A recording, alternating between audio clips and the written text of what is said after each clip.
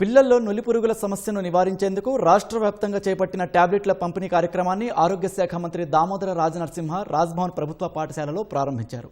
ఈ కార్యక్రమంలో భాగంగా ఏడాది నుంచి 19 సంవత్సరాల వయసున్న 96,81,855 మంది పిల్లలందరికీ ఆల్బండజోల్ టాబ్లెట్లను అందించనున్నారు. పిల్లల్లో నులిపురుగులు ఉండడం వల్ల రక్తహీనత, పోషకాహార లోపం, ఎదుగుదల మందగించడం, బరువు తగ్గడం వంటి సమస్యలు వస్తాయని దామోదర రాజనరసింహ తెలిపారు. రాష్ట్ర వ్యాప్తంగా ప్రభుత్వ, ప్రైవేట్ పాఠశాలలు, జూనియర్ కళాశాలలు, అంగన్వాడీ కేంద్రాల్లో జరుగుతున్న ఈ కార్యక్రమానికి తల్లిదండ్రులు పూర్తి సహకారం అందించాలని కోరారు. ఈరోజు ఏ కారణంతోనైనా మాత్రలు వేయించుకోలేకపోయిన పిల్లలకు జూలై 20న మాపప్ కార్యక్రమం ద్వారా వేయనున్నారు. నేషనల్ డీవార్మింగ్ డే 2015 నుంచి ఈ కార్యక్రమాన్ని జాతీయ స్థాయిలో నిర్వహించడము. తెలంగాణ రాష్ట్రంలో 99 లక్షల మంది పిల్లలకు ఈ ఆల్బెండజోల్ టాబ్లెట్ ఇవ్వడము.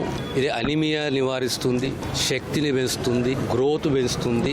1 సంవత్సరం నుంచి 19 సంవత్సరాల వరకు ఈ టాబ్లెట్స్ పిల్లలకు ఇవ్వాలి.